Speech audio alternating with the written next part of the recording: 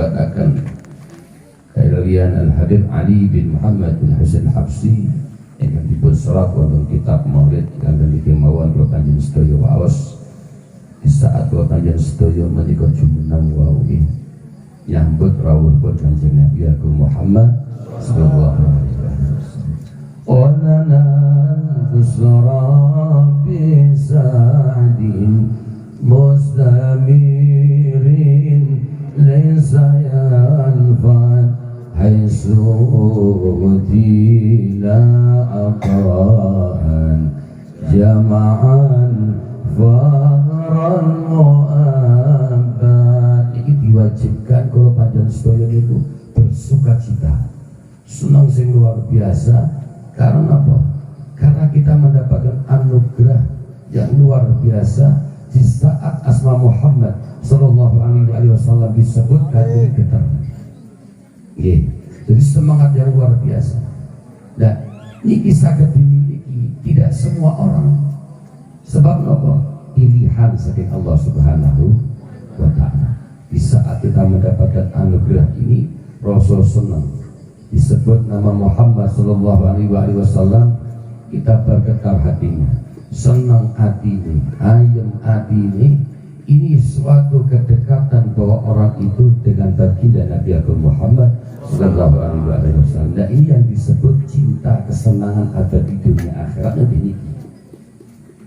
Tidak boleh. Jadi ini suatu wajib yang harus kita jalankan karena ini perintah. Terus Habib Ali ini menjadi suatu kepanjangan tangan. Jadi ibarat ini ku yo ewang-ewang kali Kanjeng Nabi itu supaya umat Kanjeng Nabi tepang kali Kanjeng, sehingga membuat maulid itu duror. Beliau membuat maulid ini intinya untuk meringankan beban dari umat Nabi Muhammad sallallahu alaihi wasallam. Sing ora ngerti menjadi ngerti. Bagaimana supaya kita tahu sosok Nabi Muhammad sallallahu alaihi wasallam? Dengan kita mempelajari sejarah biografi, sejarah kehidupan, perilaku Kanjeng Nabi Agung Muhammad sallallahu alaihi wasallam. Tapi ada nom-nom niku nek kepengin peminang seorang wanita niku pasti digolek isi. Anake sapa, perilakunya piye, wong tuane piye, ngoten nggih. Ket ora salah pilih ngoten maksud. Sama di saat kita ini menginginkan kehidupan yang baik, sumbernya ada pada Nabi Muhammad sallallahu alaihi wasallam. Sehingga kita ini mengikuti apa yang diajarkan Kanjeng Nabi, coro ibadah derek Kanjeng Nabi, coro sedekah derek Kanjeng Nabi, berperilaku derek Kanjeng Nabi, cara menghormati satu sama yang lain derek Kanjeng Nabi, bahkan berbisnis sampai politik pun derek Kanjeng Nabi Agung Muhammad sallallahu alaihi wasallam. Kalau itu semua kita terapkan, orang-orang sebelah ini susah itu buat tetangga. Jadi kita kebingungan itu tidak ada. Karena apa? Kita hanya bersyukur kepada Allah Subhanahu wa ta'ala sebab kita ini didekatkan oleh Kanjeng Nabi Agung Muhammad sallallahu alaihi wasallam. Kedekatan kita dengan Kanjeng Nabi itu sehingga mewujudkan syukur kita yang luar biasa dan iso nglakoni apa sing diparingi dumateng Allah Subhanahu wa ta'ala. Jadi mboten moyo. Ini saat ini mboten zaman mumet gitu. Sekarang banyak orang sing gantung diri ya. Sebab apa? Dunia. Karena dia tidak kenal oleh Habibuna Muhammad sallallahu alaihi wasallam. Gengsi-gengsinan. Ya bagi saing-saingan, contoh ini contoh mawon. Seandainya ada kebersamaan di yon apa? Corot duit niku yo duwe ning pas-pasan. Sudah punya satu rumah cukup. Anak loro kamare papat sisa. Jadi diuji kabeh. Makan tidak kekurangan, kehidupan dalam waktu satu hari tidak kekurangan. Tapi mempunyai uang waktu tidak banyak, dipaksakan kepengen sebab gengsi gawe omah meneh siji beli. Sehingga uang yang mau dimiliki orang ini tadi tidak cukup untuk membuat rumah, tapi karena gengsi akhirnya orang ini berurusan dengan bank, nilai bank, betul ya? Kira 100 juta. Nah, kalau kita mengikuti gengsi, maka di sini kita yang cari masalah. permasalahan itu datangnya dari kita, bukan Allah Subhanahu wa taala yang mendatangkan permasalahan untuk kita, betul. Karena apa? Karena gengsi, kesenangan sesaat yang tidak akan membuat kita bahagia dunia sampai akhir. Tetapi di saat kita ini bisa memanage, mengimbangi antara kebutuhan dengan keinginan, maka kita ini dapat melakukan apa yang dikerjakan oleh Kanjeng Nabi Agung Muhammad Sallallahu Alaihi Wasallam. Contoh yang kedua, di saat kita satu hari buka puasa, coba poso ini, berpuasa Ramadan apa puasa sunnah, kita menahan lapar dari subuh sampai maghrib. Ini perut ini corong ini. Di saat kita menunggu waktu maghrib, saya akan makan 3 piring. Anda berapa betul? Anda gini. Nah, setelah kita makan 3 piring, kita nikmati hilang apa betul? Hilang. Saya mantan lalu wetengi ngantuk. Ini apa gini? Betul udah berumah sakit pun harus penting itu kerja. Jadi tidak berukuran. Karena apa? Karena nafsu sesaat yang itu kita pandang menurut kita baik, tapi karena keinginan, tapi kita tidak mengukur kebutuhan. Terus hubungannya ini dengan baginda Nabi Agung Muhammad Sallallahu Alaihi Wasallam itu apa? Hubungannya di saat kita mengikuti apa yang diajarkan Nabi Muhammad Sallallahu Alaihi Wasallam, sehingga kita dapat mengontrol mana yang menjadi kebutuhan saya dan mana yang akan menjadi kesenangan sesaat untuk saya, banyak manfaatnya atau madorotnya. Nah, ini satu-satunya yang dapat memilih mulai dari kehidupan awal sampai akhir cuma baginda Nabi Agung Muhammad Sallallahu Alaihi Wasallam. Kanjeng Nabi niku remene manis. Nek awake dhewe sing senenge manis terus ora suwe mau 40 diabetes. Gitu bagi. Kanjeng Nabi ini senang gurih. Kalau kita senang masak asin, dilare darah tinggi. Banyak tidak bisa mengimbangi. Kanjeng Nabi mengimbangi. Hari manis diimbangi dengan yang gurih, diimbangi dengan sayuran. Awak dia buatnya kayak senang niku mau. Tidak bagi. Tidak bisa meminus. Jadi majlis-majlis seperti ini, majlis yang akan membawa kita bahagia dunia akhirat. Amin. Amin Allahumma. Sebab apa kita esok ini yang abad kemusuh ini paling abad tidak bang sentral ini kita kemusuh ini karena kalau menurut cerita kesepuhan zaman dulu kulon itu kesekemutan almarhum Upah Maryam Mbah Kulo Gamoton Barongan iku nanti ngendika biyen Mbah buyutmu ini dakwah nganggo terbang segede terus sholawatan. Nah, itu belum ada orang yang tertarik di zaman itu. Tapi sekarang semakin banyak orang tertarik, bahkan anak-anak muda itu tertarik dengan sholawatan. Yang menjadi pertanyaan sekian kulonnya ini cah ciri-ciri cah nom-nomnya kok ada gendera dulu tak jelas di bawah.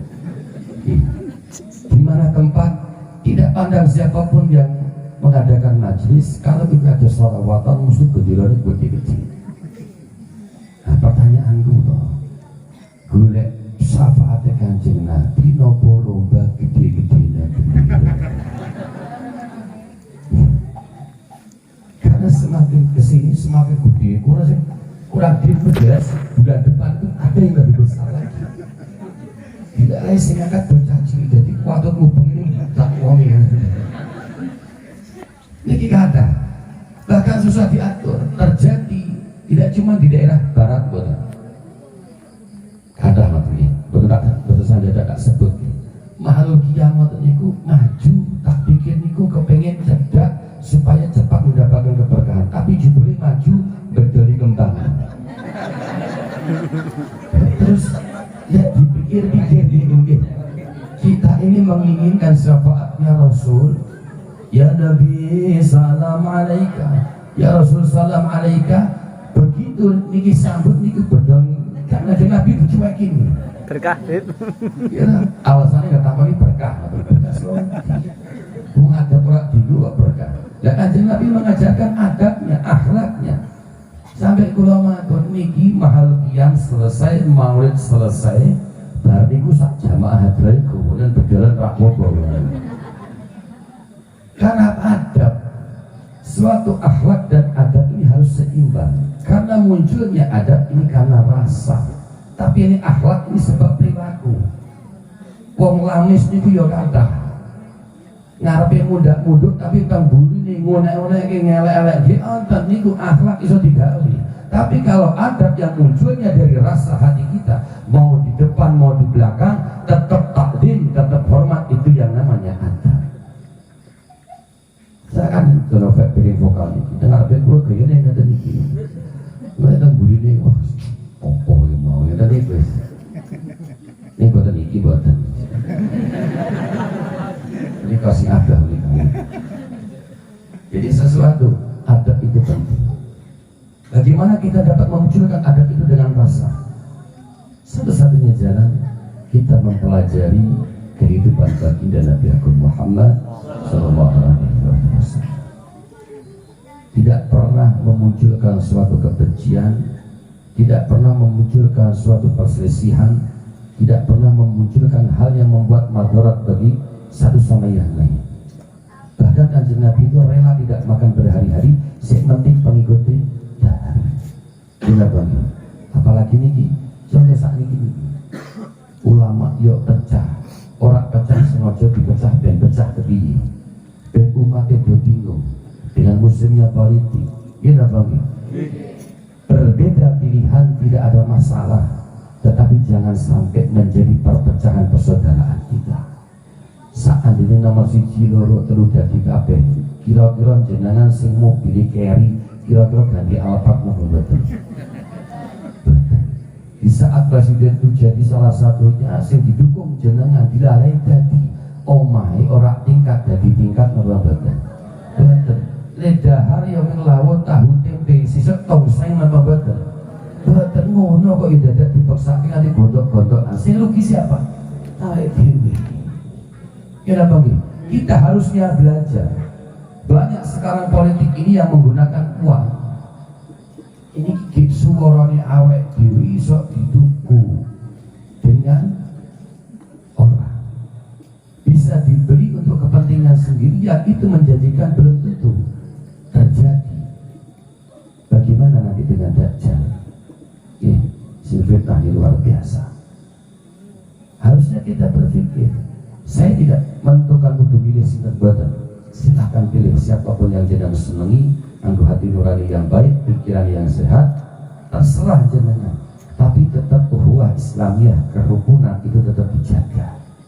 Jadi kalau itu tidak dijaga, sebenarnya jenengan ini bukan tergolong orang yang berdasarkan Pancasila. Keadilan sosial bagi seluruh. Jadi keadilan sosial itu tidak cuma sekedar sehilu dok, terus nilai mangan dan duit berbagi, tidak, tapi rasa itu yang harus kita kedepankan sehingga dapat mewujudkan persatuan Indonesia. Contohnya seperti apa? Saat ini contoh ini, tidak pandang kecil, tidak pandang tua, tidak pandang ibu-ibu, ada dua campur sebab udan ini jadi atau campur. Ya, sebab Jawa ini wow, jadi ini digiling kabeh karo udane kan campur. Ini udane ya pinter. Nah, ini menunjukkan tidak pandang siapapun di saat kita duduk, karena kita berharap syafaat Nabi Muhammad Sallallahu Alaihi Wasallam, maka kita menerapkan bahwa kita tidak mampu apa-apa, bahwa kita tidak memiliki apa-apa, bahwa kita ini hanya dapat berbuat sesuai apa yang diridhai Allah Subhanahu wa taala. Terkadang kita pun juga meleset, bahkan sengaja untuk berjalan yang tidak diridhai Allah Subhanahu wa taala. Tapi karena kemurahan Allah Subhanahu wa taala, kita mendapatkan prioritas dan ampunan dari Allah Subhanahu wa taala. Coba umpamanya mungkin cara Allah Subhanahu wa taala itu buat sayang, buat rahmat ini buat gede, iman yang buat gede, ulas asihnya tidak luas. Satu kali permasalahan kita yang kita lakukan, kira-kira kira-kira nek langsung diparingi adab mampu napa mboten? Mboten. Cara Merapi niku nembe mawon iki erupsi. Bagi orang-orang yang melakukan kesalahan yang tidak taat dengan apa peraturan Allah Subhanahu wa taala, itu dadek siji derek ngisor Merapi. Mampu mboten? Sanggup mina. Boten. Makanya kemurahannya Allah Subhanahu wa taala, niat apik niku wis dinehi ganjaran siji. Sampai melakukan niat yang baik berarti double. Dua niat sing elek dulu ini dosa. Sampai dia melakukan dosa siji. Jadi 1:2. Ini karena apa? Karena rahmatnya Allah Subhanahu wa taala. Sehingga malam hari ini malam yang wajib kita syukuri bahwa kita ini digerakkan Allah Subhanahu wa taala untuk kita dapat mengenal baginda Nabi Agung Muhammad sallallahu alaihi wasallam. Semakin hari kita semakin dekat, semakin cinta, insya Allah barakah salawat Nabi Muhammad sallallahu alaihi wasallam, kita akan selalu dapat membenahi ibadah kita dan dapat mewujudkan ukhuwah Islamiyah yang baik dan melakukan ibadah yang berkualitas atas ridha dari Allah Subhanahu wa taala. Amin amin ya rabbal. Jadi kesimpulannya, majelis ini, majelis sholawat, majelis zikir niku didasari karena cinta kita senangi awet dhewe kali Kanjeng Nabi, insyaallah berkah selalu nambah. Amin Allahumma. Kita kirana surah kalepatan estuyun agung pangapunten. Wassalamualaikum warahmatullahi wabarakatuh.